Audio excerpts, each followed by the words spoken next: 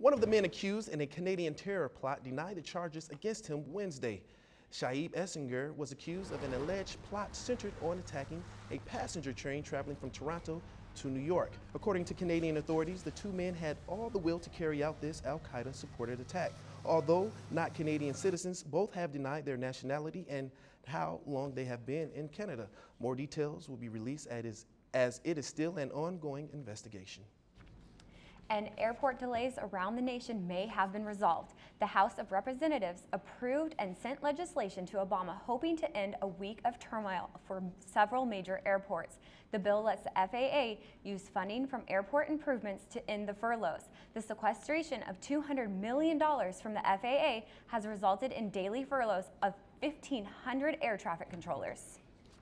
A Camp Pendleton Marine who claims she was raped has pled not guilty to adultery and impeding an investigation. If convicted in a court-martial, she faces up to a year in jail and a dishonorable discharge. The woman, whose identity was withheld, claimed she was too drunk to consent to sex. Her husband of 17 years reported the encounter. And on Tuesday, the City Council voted to spend $250,000 to keep the Emergency Homeless Veterans Shelter on Sports Arena Boulevard open through July 7th. The funds for this shelter came from a budget surplus. The shelter has 150 beds and is expected to serve 500 former military members. A San Diego school that is considered a model for the nation is opening a new $15 million campus next month. The new Monarch School for Homeless Youth was, the new Monarch School for Homeless Youth was a decade in the making and will finally open its doors for students May 22nd. It has been 25 years since Monarch School was established as a drop-off center for homeless children. Now, the 51,000 square foot facility in Barrio Logan holds 350 students and includes a gym, playground, health and fitness center, and computer lab. The new campus also provides food, clothing, medical care, and counseling for the displaced children. The entire project was funded by private donors and is located at what used to be the city's winter homeless shelter. Beer makers in San Diego created a big buzz this week. San Diego's beer industry is so large, the industry is said to bring in $300 million a year. The economic impact of breweries is believed to be one and a half times larger than that of Comic-Con, San Diego's largest convention. These findings are a part of a recent study by the National University System Institute for Policy Research. With over 50 craft breweries, beer making in San Diego is now one of the fastest growing businesses sectors. The People for the Ethical Treatment of Animals has recently purchased 80 shares of stock in SeaWorld, which is just enough to give them a voice at shareholders' meetings and plead their case. Pt2 claims that orcas and dolphins are taken away from their homes and imprisoned in concrete cages, which causes stress and illnesses to these animals.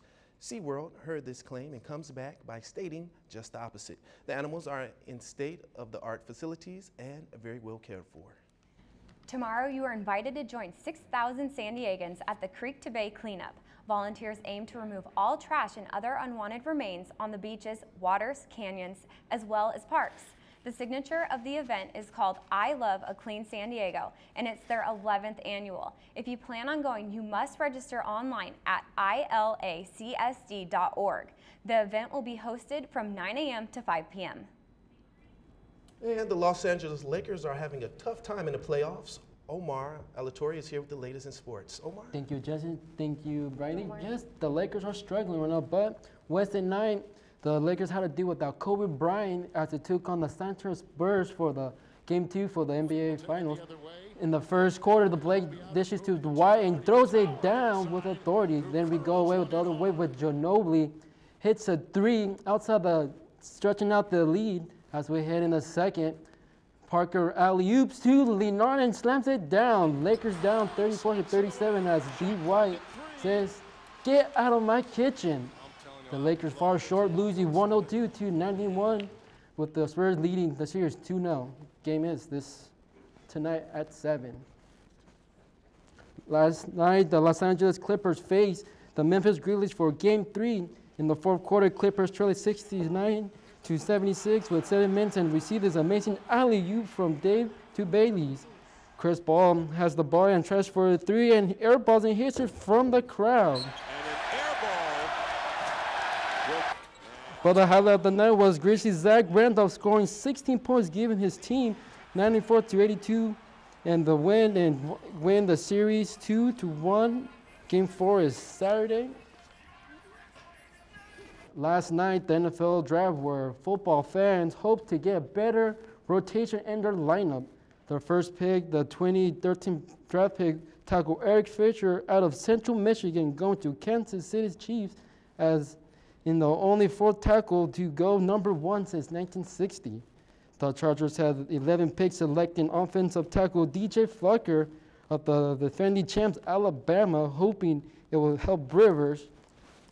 The defending Super Bowl champs picked Matt Elam, defensive tackle out of Florida, South Florida, and replaced Reed.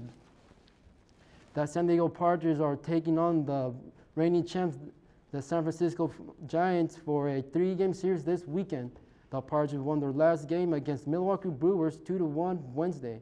The Paws are 7.5 games out of first and hope to sweep the series.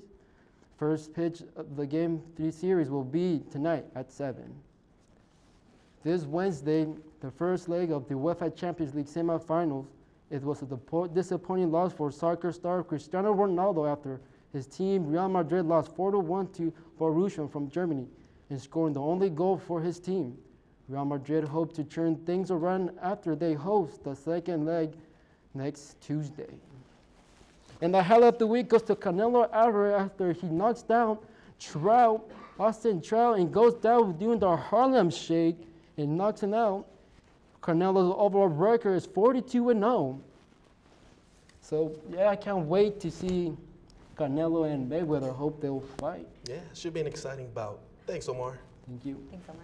Coming up after the break, one City College student has been facing some difficult challenges. What makes this young man so remarkable? And People's Magazine has just announced the most beautiful woman in the world. Find out what star made the top of the list. We'll be back right after the break.